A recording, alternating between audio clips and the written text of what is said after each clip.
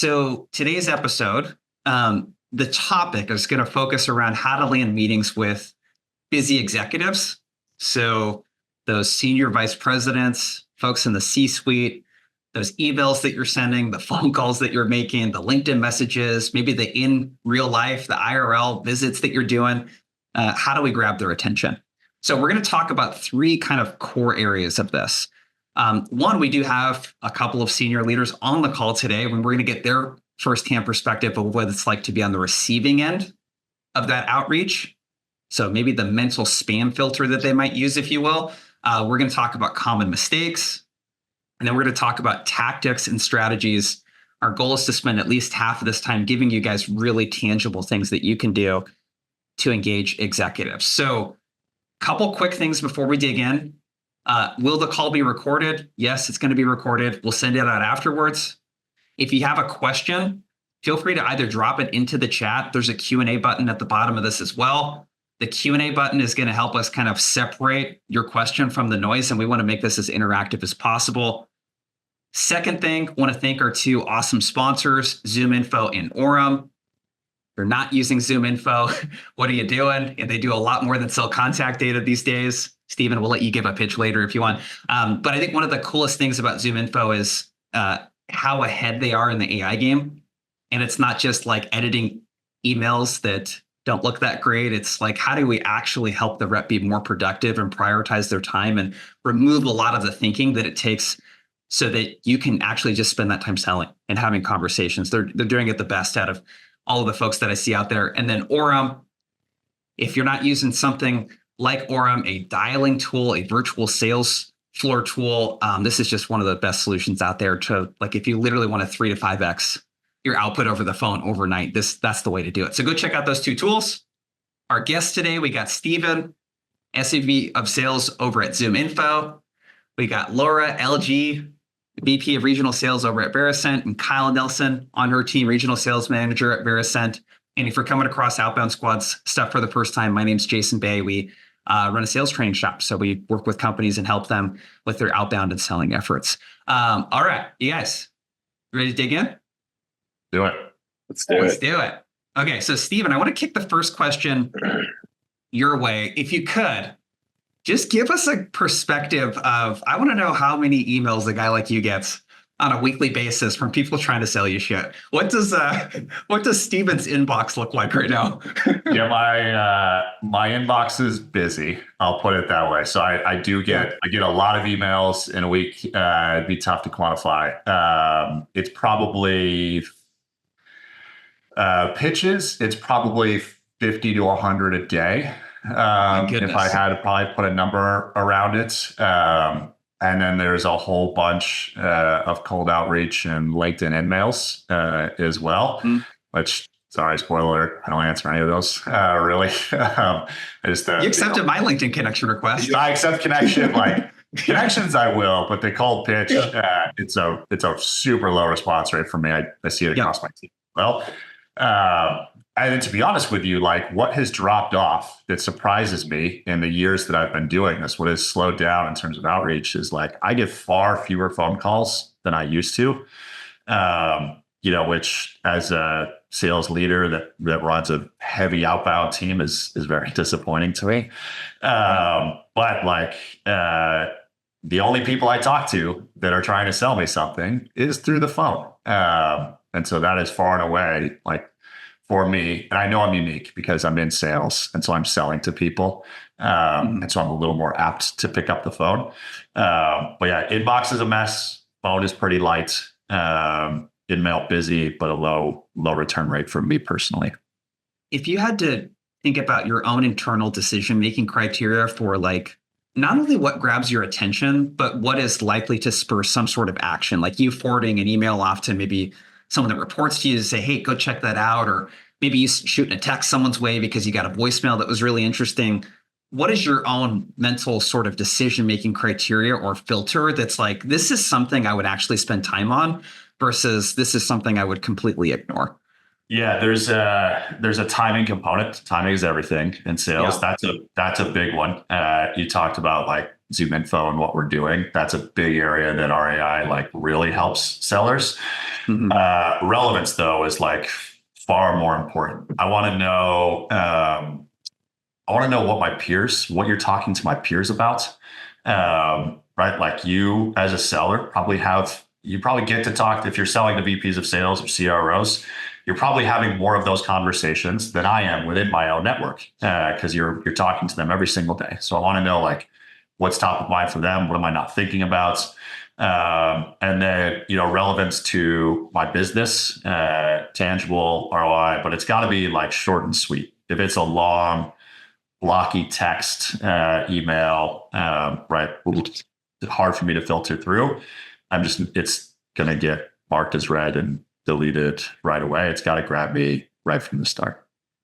Yeah. So something that's relevant to peers specifically, and I think there's an interesting insight there that I think is not so obvious. Like if I'm a rep, oftentimes what I might do is drop logos of companies in there that, like, yeah, they're great logos. But if someone reached out to me and said we work with Amazon, I'm like, dude, we're a business of like 5 people. We're a sales training shop. Like we do consulting. Like that's a completely different, business. So I think the relevant social proof big there.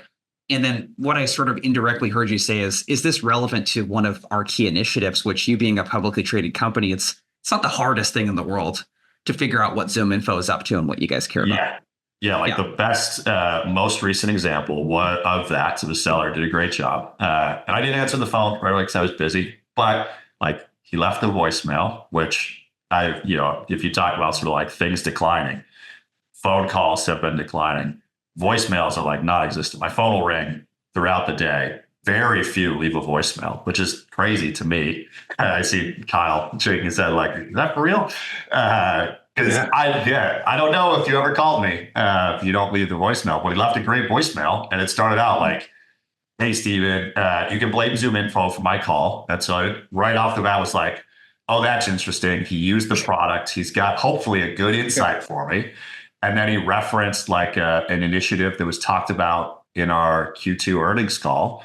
It was, said, hey, I was wondering if that's also like top of mind for you and your department, because if so, here's what we're doing and here's how we've been helping, blah, blah, blah. Again, I didn't answer the phone, but he left a voicemail and he got a call back because it was relevant. It wasn't top of mind for my department. It wasn't a big initiative, but I'm in sales and good sales karma. So I called the guy back and great pitch. And I use that voicemail as an example across my team. Yeah. I think there's something to be said about voicemails too, which we're going to dig into, everyone watching, like the channel aspect of this and what channels are working. LG, I wanted to ask you, because you've been in the game for a while as well, how have you seen this type of outreach like adapt in your roles over the years in terms of the approach, how to get people's attention, et cetera? And then I want to start getting into some tactics and things like that for the group here. Yeah, absolutely. Well, it's interesting. A fun stat for everyone to keep in mind as they are prospecting is that in 2018, there was roughly 280 billion emails sent globally. And it's expected that by 2027, there will be roughly 408 billion emails, which is roughly a 45% increase over 10 years, right? So when you listen to what Steven just shared, I also get a lot of spray and pray.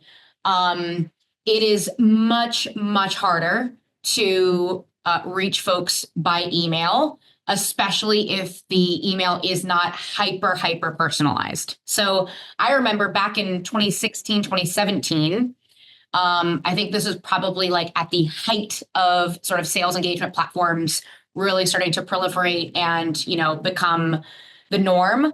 I was in a player coach role at the time, putting probably 20 to 30 people in a sequence per day, booking with extremely high conversion rates, not personalizing at all. And I think this is what many of us probably were experiencing at the time, right? Yep. And so again, I think all of that clutter, all of that noise, it's interesting because LinkedIn actually did a study in 2021 that found that top performers who focused on doing fewer things, but doing them exceptionally well, right, are the ones that are winning, right? And so I'll just piggyback off of Steven's other point, which is like, I can't remember the last time.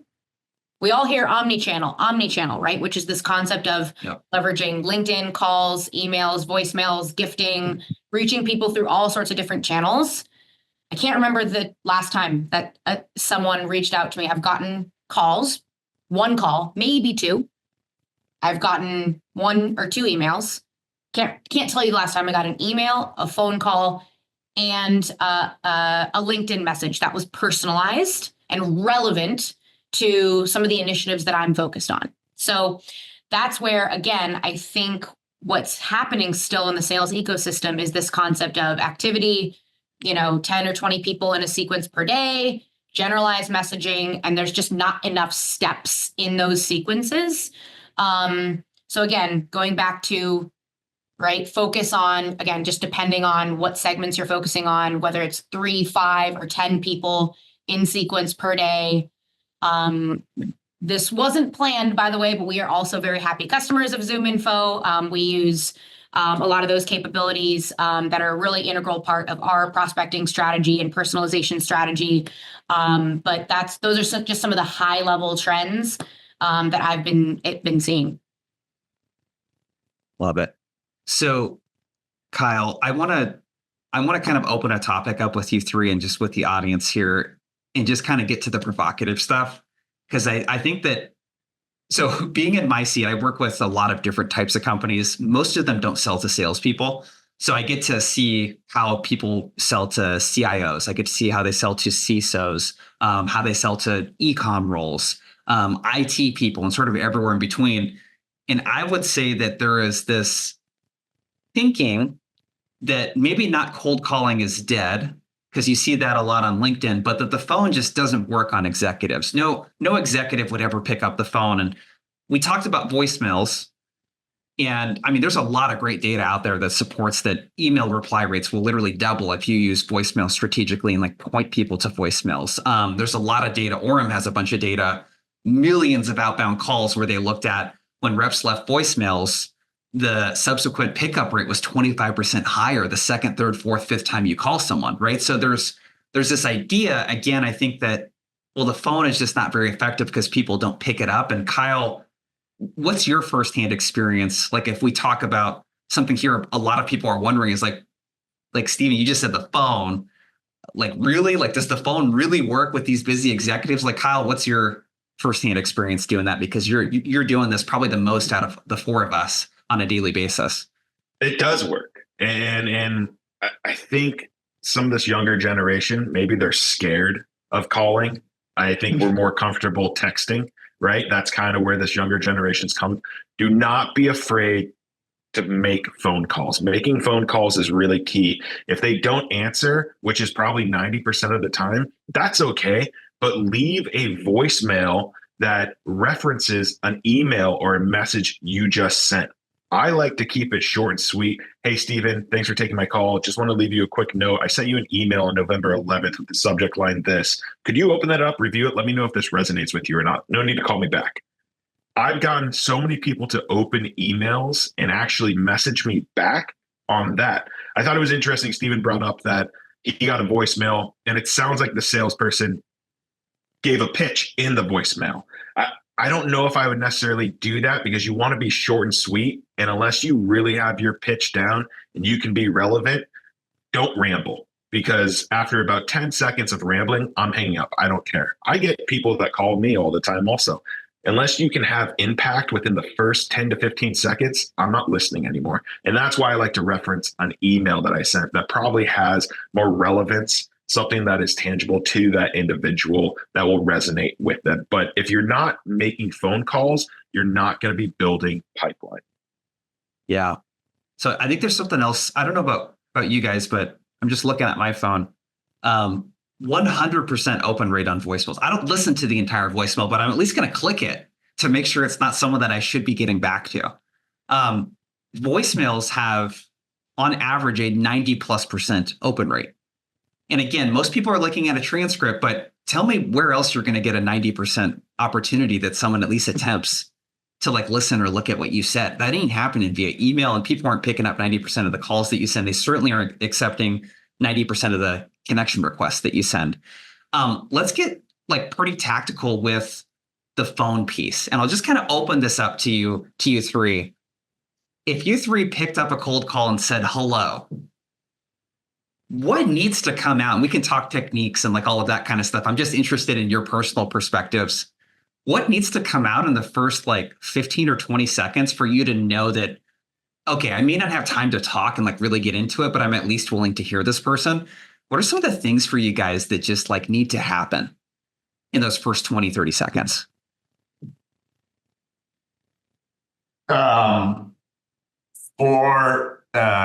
me, again, it's going to be like anecdote. One of the things that I was taught my team was like to go for a quick yes. Like if you can get a yes out of me, like something you probably know I'm dealing with. Because if I can get the first yes, it makes the next yes and the next yes like far easier versus a no right out of the gates where I'm probably already a little bit defensive. I think again, it's usually something I've heard or like you've heard and had a conversation with. So, hey, Jason, was just talking with another SVP of Sales about blah blah blah, and was super timely and top of mind for that individual, and thought it might be the case for you. Have you thought about that recently? Right, like it's pretty innocuous. It's not a pitch. It's not like here's what my product does. And more often than not, if you've done your homework, you're probably going to get that, or like about my role, what I'm struggling with, what your product sort of solves. You should be able to have that like anytime I ask my key persona this question, 90% of the time I'm going to get a yes. And so then if I can get that yes, then from there, like it's not like a, maybe a full-blown pitch. It's like, hey, is that something that you'd be, personally focused on, or is there somebody on your team that's better to go after and talk to about that? Maybe Matt, again, if you've done your homework, that Matt was a direct report to me. And so it gives me like an easy out. Hey, it is top of mind. I am actually responsible for it, or I'm not, but here's a person that you should go talk to first before it's going to come to me anyways. Yeah. So you guys talk, I've had so many ZoomInfo folks on these lives, and you guys are really big on customer voice, which is like I was speaking with another person like you that shared this thing. And then the idea is that thing is like so specific. If I was to give another example of what that thing might sound like for a CISO, like one of my clients, they help with not the IT part of security, the computers and the networks, the OT, so the environment inside of the factory. And what that might sound like is, I was speaking with a CISO the other day at XYZ company, and they were really worried about the level of visibility that they have inside of their factories and how easy it was for people to connect wireless devices for those. And I'm curious, is that top of mind for you? When you can get like really specific with the language, it helps a ton. And the thing that I would say is it's this idea that you're not selling the product in that first 30 seconds. You're really selling yourself and your credibility by doing that. You're showing that exec that you're someone that they should be talking to and that you speak and interact with people like them. LG, I would add on to that. Today, it's so much easier to do research and become familiar with the individual and their company, especially with ZoomInfo. You go on ZoomInfo, you go to their account ID, and you spend 15 minutes asking questions. What's relevant to them right now? What was in their last earnings call? What are they seeing? Ask these different prompts and learn as much as you can. And again, it doesn't take a full day to do that. And that way you're well prepared. So when someone does answer that phone or someone responds to an email, you're able to have a relevant conversation. And if you are a salesperson, maybe not a BDR or SDR, but a salesperson where you're leading demos and discovery calls on a daily basis, use what you're hearing from other individuals in that conversation. Hey, Steven, actually, that's really relevant. I was just speaking to the SVP of Sales at so-and-so, and they're seeing this and that. Are you seeing the same thing, or am I way off here? Be able to use those stories, gather what you're talking about every day, and use it in your messaging. Yep. That's such a good like thing to tag. As an account executive, I find too, it's like, how can you create momentum from every sales conversation or every deal that you close? Where it's like all of the stuff that was going inside of that account or during that sales cycle, it's literally the same types of things that you can take into another conversation. Let's just ignore the person in the chat, you guys. We could maybe kick him out later. So appreciate you guys dealing with the weirdo in the chat here. So Laura, LG, you were going to say something. Yeah. Yes.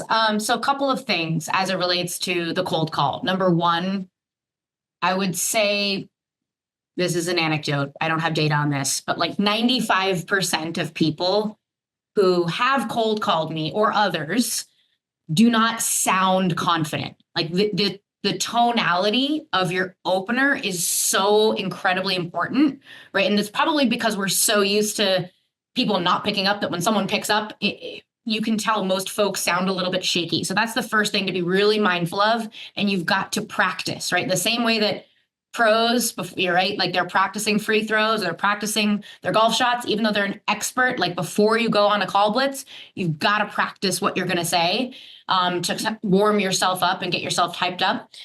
The second thing is, a permission-based opener, right? Can I have, 27 seconds of your time? It just shows a bit of humility, asking for permission. And then again, from there, there's going to be two approaches that you can take. The first is, again, sort of a persona-based approach, which is really like, hey, LG, most VPs of sales that we're talking to every day are focused on how to leverage AI across their sales process. They're focused on on AE generated pipeline, as well as, how to effectively multi-thread in complex deals. Out of curiosity, which of those resonate the most with you? The problem with most openers that I get is they're so generic. They're so like those where you can see, I said AE generated pipeline versus just generating pipeline. Of course, every leader is focused on generating pipeline, but there's also 1,500 tools out there that claim that they help you 10x pipeline. So that's really the key, is demonstrating confidence, being really specific about the problems that you solve. So that's one approach if you don't have any insight into sort of some of the nuances of the company. Secondly, it's what Steven mentioned, right? If someone calls me and says, hey, LG, I spoke to a few folks on your team, here's what I heard, right? That is absolutely critical. Now you've got my attention. Right? And the last thing that I'll mention as it relates to prospecting into the enterprise, right? One of the biggest mistakes that I see, and this is one of the things we're working on, with my team right now, is a lot of times folks will prospect 2 or 3 people, 2 or 3 contacts at a specific company, right? So that's one mistake. Or they'll prospect 20 contacts with the exact same messaging, right? Copy, paste, message from the first sequence that's personalized and send it to 20 people, right? So one of the things that I'm doing with my team now is we're sitting down, we're looking at people's profile. Are they, head of analytics? Are they VP of sales? Are they operations? Are they an admin? And slightly tweaking the messaging based on that persona and ensuring that, that the messaging is relevant to that specific persona. So, those are some of the biggest things that came to mind for me, which again, emphasize what Steven mentioned around number one, what are other VPs of sales focused on? Be specific. Do not throw out like industry jargon, right? Or what are other people on my team saying, right? Even if you've just talked to one person at that company that you can reference, that will help garner the attention. Let's talk about that technique, because let me know if you 3 disagree. If you're trying to get a hold of an executive at any company with 1,000 or more employees, you're probably not going to just send a cold email to an exec and have them agree to spend time with you. It's probably not going to happen. If you don't come into that conversation with some sort of insight and some sort of conversation that you've had with someone on their team, it's going to be very, very hard to make that messaging specific enough.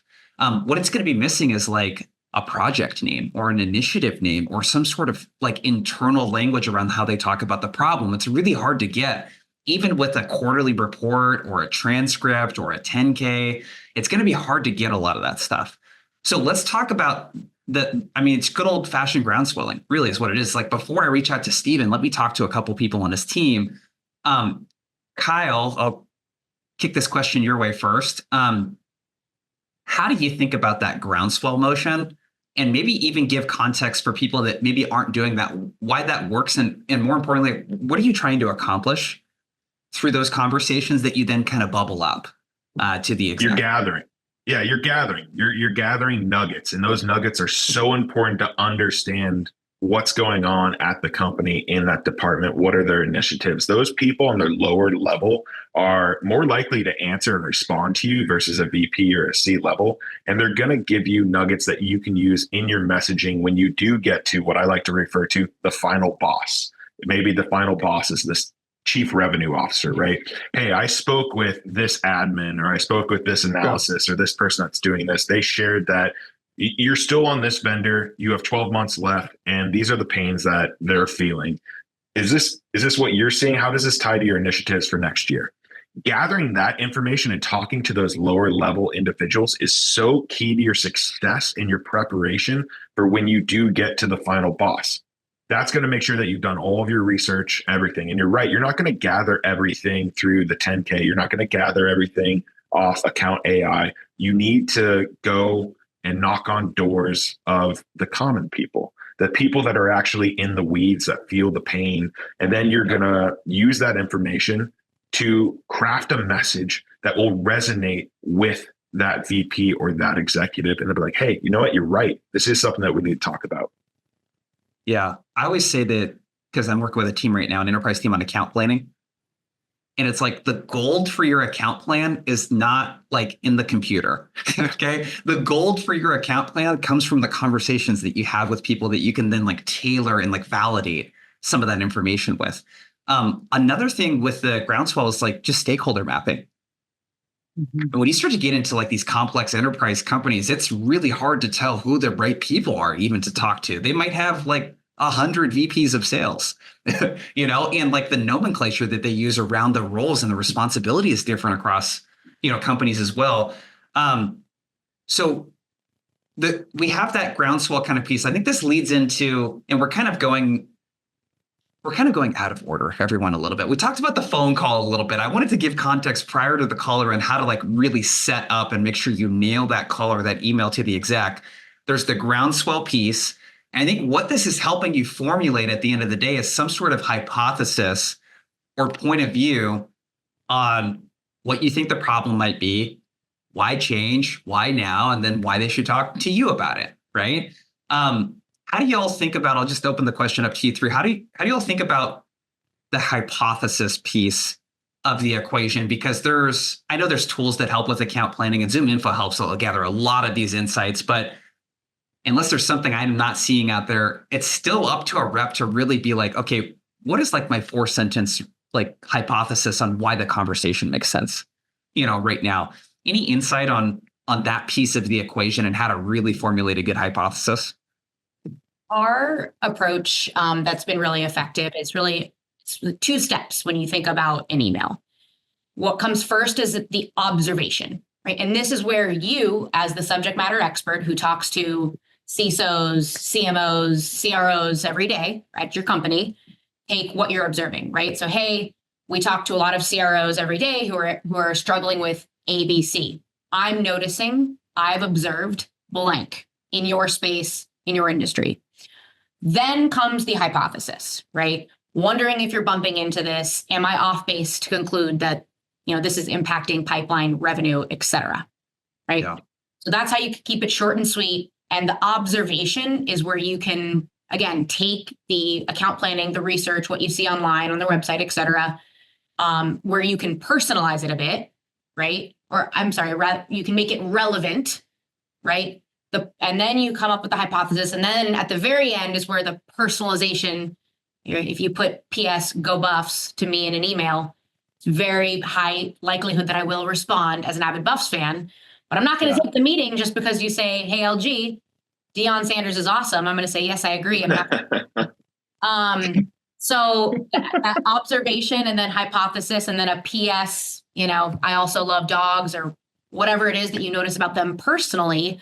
That to me is sort of the ideal personalized and relevant email.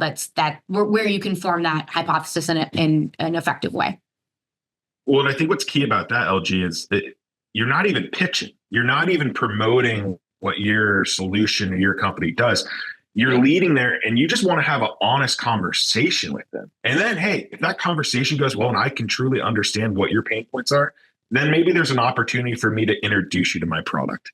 But really, I want to make sure that there's a fit, that what I'm seeing with all these other VPs of, sales, revenue, is that what you're seeing? Are you seeing these same things? Like, is that affecting you? Is it causing you anxiety as you're going into sales planning for next year? Like, are you doing spreadsheets, trying to do modeling that's taking so much time?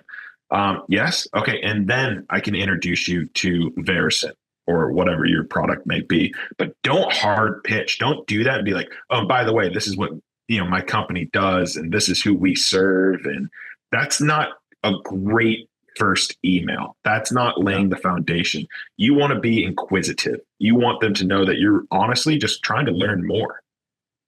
Yeah. Yeah, you're not really speaking the language of an executive when you lead with product. Yeah. Yeah, go ahead, Steven. What the product does or any of those things to those points. It's just like, and that's why I say you go for that like early yes that you likely know they're experiencing or struggling with based on, your expertise, as LG said, that you are the SME. You are probably having more of those conversations about this particular topic than I am.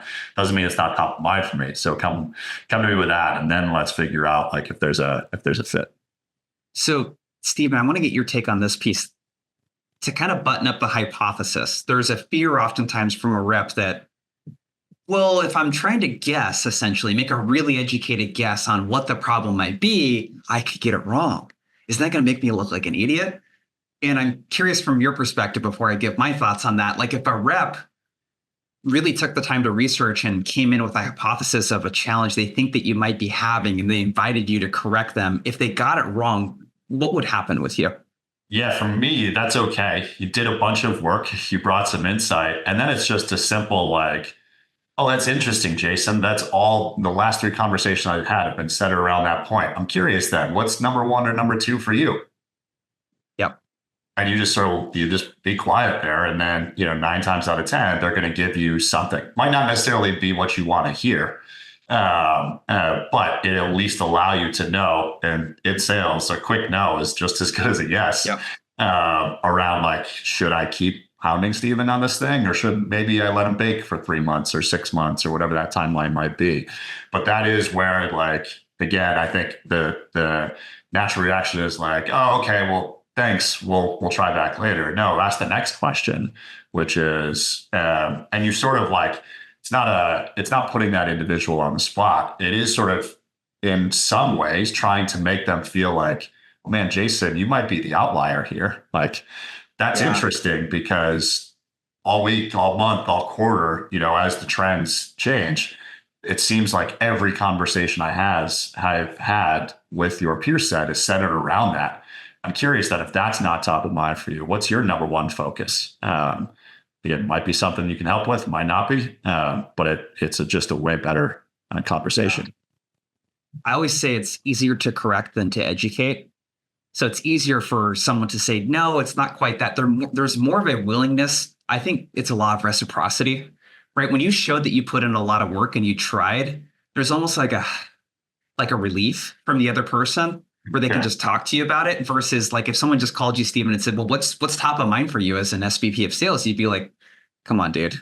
That's like the what's keeping you up at night question. It's like you need to lead with and share with something. There's give and take with this, and all of the stats. I mean, Chorus, he has a ton of great information on this, but especially in calls, the successful cold calls, the rep talks more as a percentage of talk time. You have to lead that conversation because you are the one calling them. You can't expect the prospect to lead a conversation when they didn't ask you to call them. So you got to bring in that insight. Let's talk. Oh, go ahead, LG. Jason, I was just going to add something that sort of I've been thinking about recently that I want to start trying out. It just sort of ideated as we're having this conversation is, I downloaded, we're Clary customers, and I downloaded the Clary CRO playbook, which is really just a value packed piece of content. It's not hidden with, it is gated. So I put my email in, but it's not, just sort of Clary about the product, right? It's like, hey, here is a 13-week operating rhythm, operating cadence. Here are some key industry trends that we're seeing, really valuable nuggets in there, right? And if I'm running the BDR team at Clary, someone reached out to me if I wasn't a customer and said, hey, here's what a lot of VPs of sales are talking about and thinking about. Curious if you're running into this. By the way, here is, a piece of content, a CRO playbook that I think you might get some value from, right? I think a lot of times in our outreach, we send hey, by the way, here's a case study where we helped a customer increase ROI by 10x. It's like, okay, again, it's about you and it's about your product.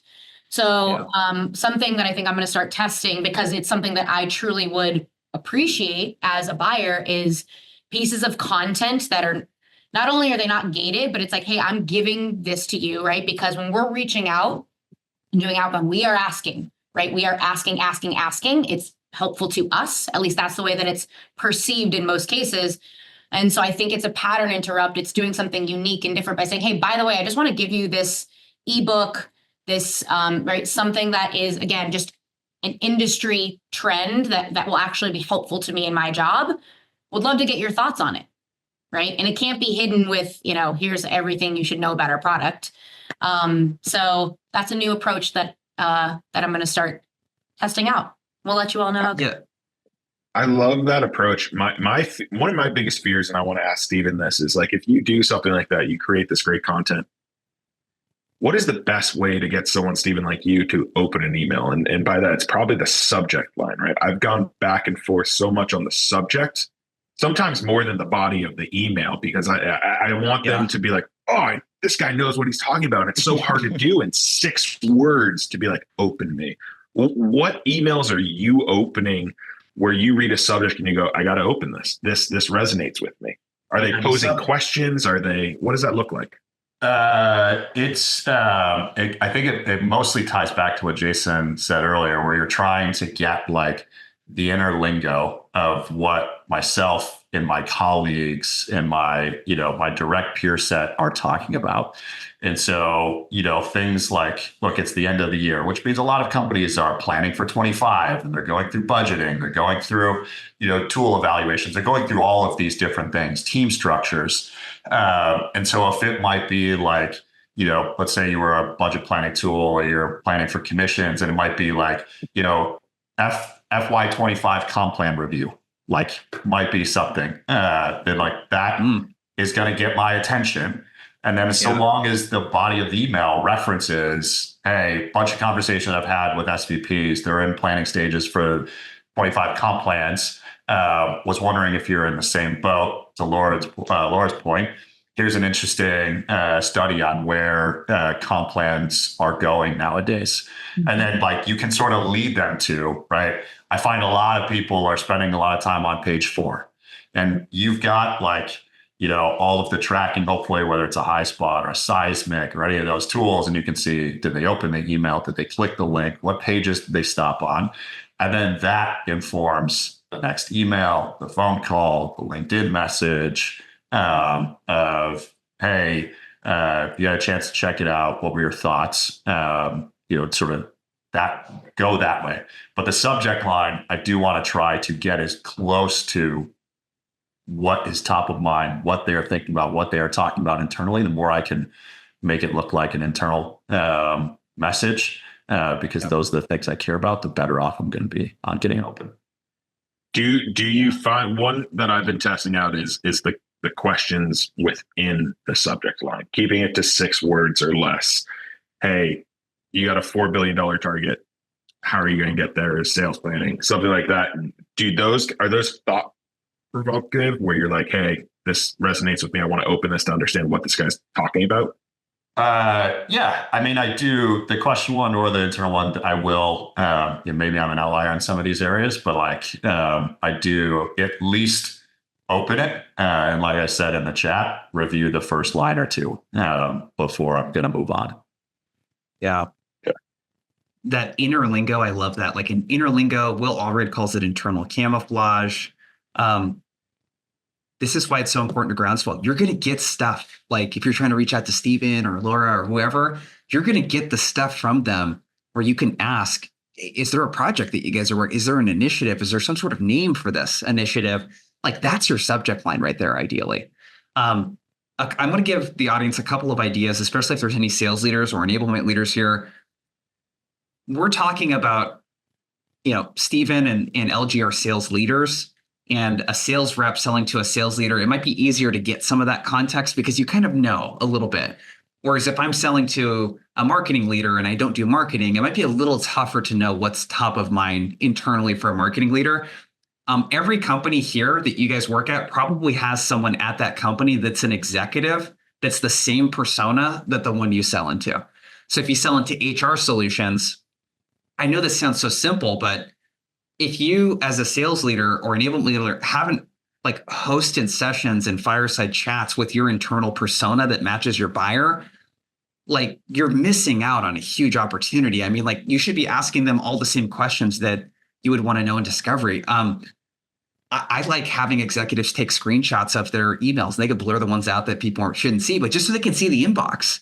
Like that's what I would love to see, Steven, of you is like, what does the inbox look like? What are people actually saying? Because if I don't know what people are doing, it's kind of hard for me to be different. The second idea too, one of my clients that sells into CISOs, they have 3 consultants on staff. One of them is an ex-CISO at Coca-Cola. Like you can hire consultants in these personas that can really validate a lot of the messaging and the hypotheses that you have. And you can get a really good firsthand perspective of that. Is there anything else that you guys have done in your careers or prior positions to like really educate yourself or the sellers on the personas and like what they really care about? At my last company, we did a tremendous job of focusing on verticals and then personas within those verticals, because we were really able to hone in on one, what does the industry as a whole care about? And then how does that affect this person within that industry?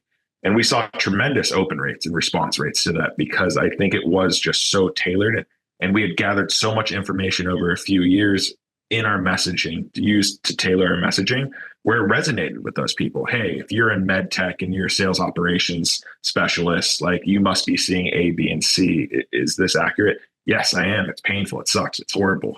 What do you do? So I think being hyper-focused on personas and vertical and personas within verticals is a great route to go.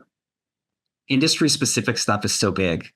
It really is. I mean, I even think of my line of work, 80% of my customers are SaaS, and there's that 20% that's like professional services that they don't know what sales enablement is oftentimes. That's not something that they have internally. They might have a trainer, for example, AE self-sourcing at a lot of those companies in this bucket. That's the thing that they always do. That's not an initiative. They don't have an SDR team, right? So like knowing internal stuff like that, especially related to the industry at the enterprise level, starting to verticalize the messaging a bit can be super powerful as well. I'll just underscore, Jason, to your point. Like, I think, many of us maybe go through our standard onboarding and we might look at like a quick battle card of the personas we sell to, and then we're sort of off to the races, right? And so I would encourage everyone to ask themselves, like, am I very confident in the personas that I sell to, right? What do they care about? What are their career goals? What initiatives do they run? How are they measured? What does their day-to-day look like, et cetera, right? And can you speak that language? And if the answer is no, like that's okay, but you should, right, ask your leader, talk to your customers. Like that is, again, this is something that sounds very obvious, but it is oftentimes overlooked, or sometimes you just need a refresher, right? So that needs to happen before any of this, juiciness, that we're talking about today as it relates to crafting the messaging, because that's what's going to give you the confidence to hit the phones and have these conversations, to form the hypotheses, et cetera. I was just going to touch on really quickly. There's a great chat going on here around text messaging. So I think it'd be fun to share our different perspectives. So Kyle says, yes, texts are fair game. My perspective on texts is there needs to be some sort of positive engagement with me. Me too. You text me cold, that is going to turn me away, and I'm going to push you away even further. But can I interrupt you real quick? Can you tell me why that is? I'm curious, like, what is the visceral, like, emotional reaction that you have to that? Because I think it's similar for us.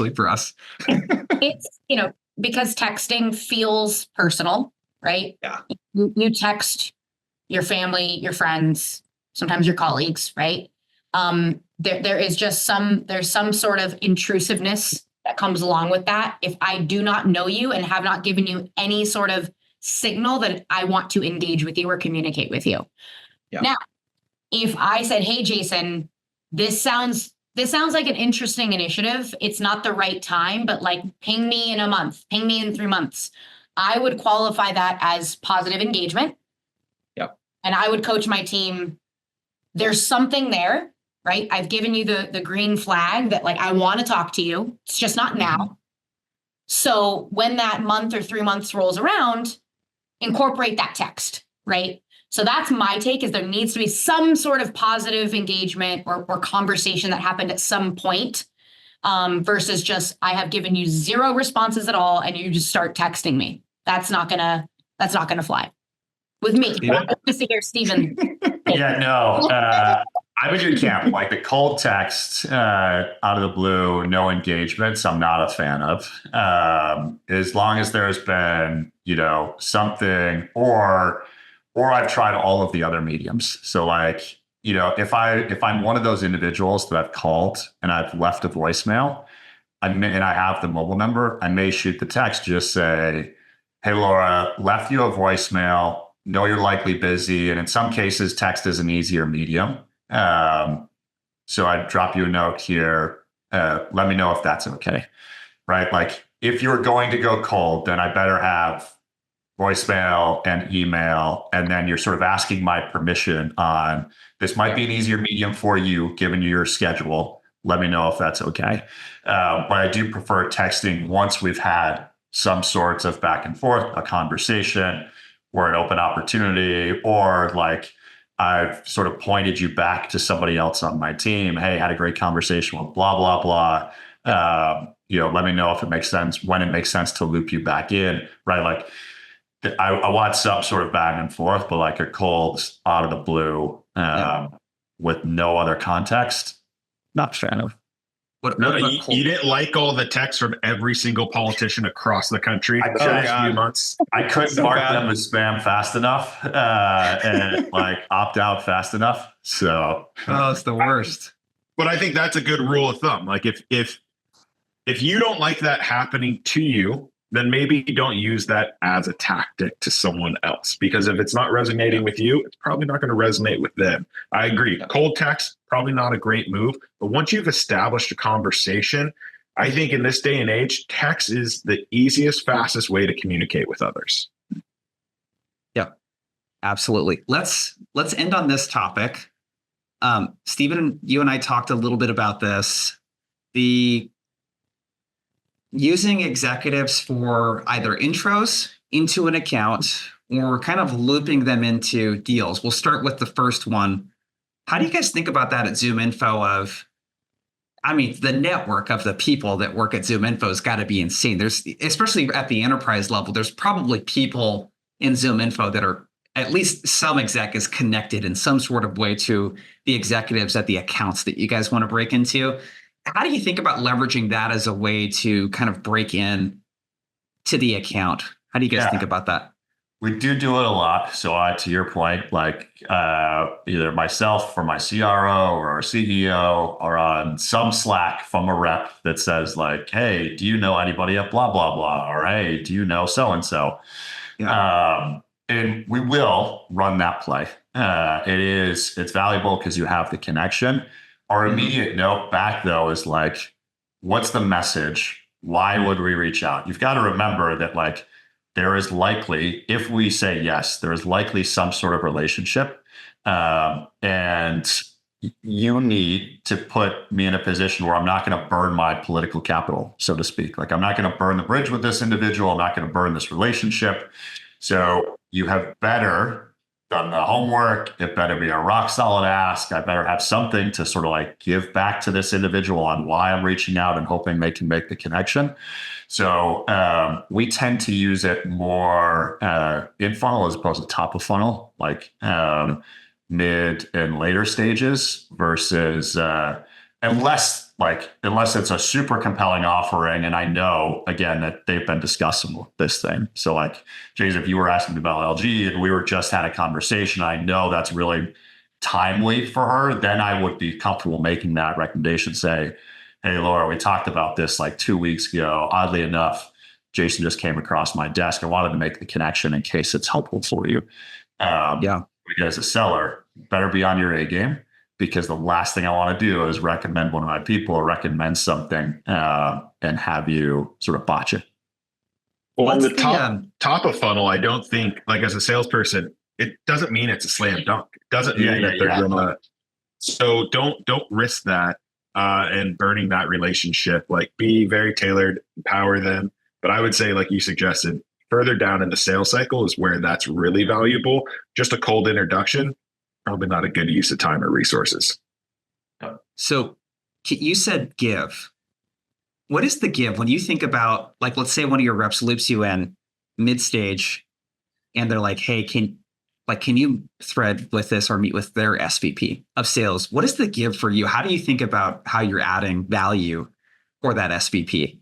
Yeah, a lot of times it is like, I want to give you an executive level connection. So if there is something that you're not always going to ask like the AE for, the account executive or whatever.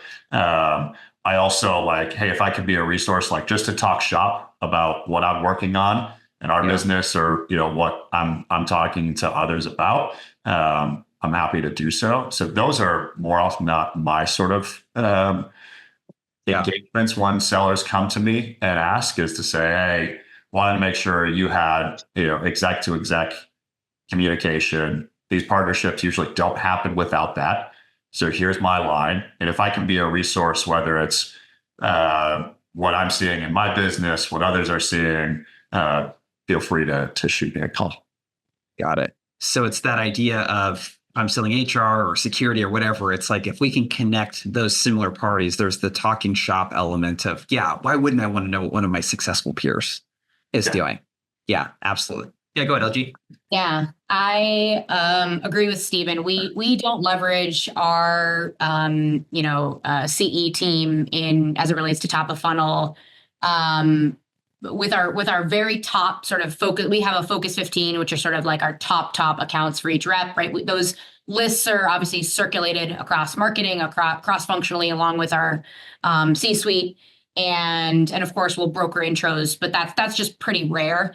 I think we leverage executive intros within our sales cycles, specifically with our C-suite, probably more frequently than the average company. And I actually believe that most sales teams do this too late, right? A lot of times in a sales cycle, you get to the end of the cycle and, maybe you're stuck in the deal. Oh, let's bring in our CFO or a CRO.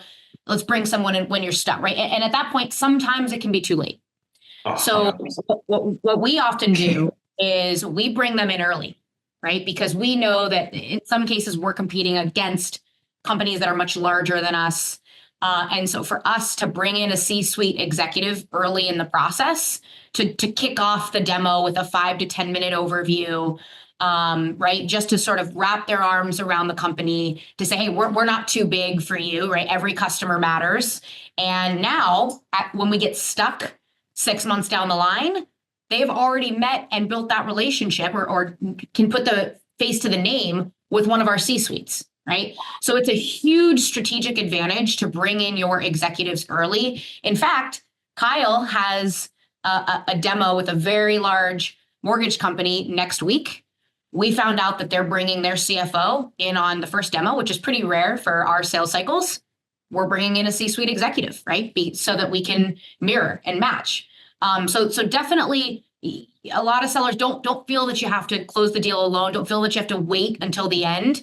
It is a strategic advantage to bring in senior folks early. You got to make sure that the right people, like you can't just bring in the CEO or CRO just because they have the title, right? If you have a technical audience, they need to be technical, right? You got to ensure that they sort of display well in that environment. So I couldn't agree more. Like, I get it as a seller, like, oh, now like there's all eyes on this opportunity. And, you get like, I'm not ready to commit the deal. You get all of those objections from the seller. Like, I don't want to bring in the C-level.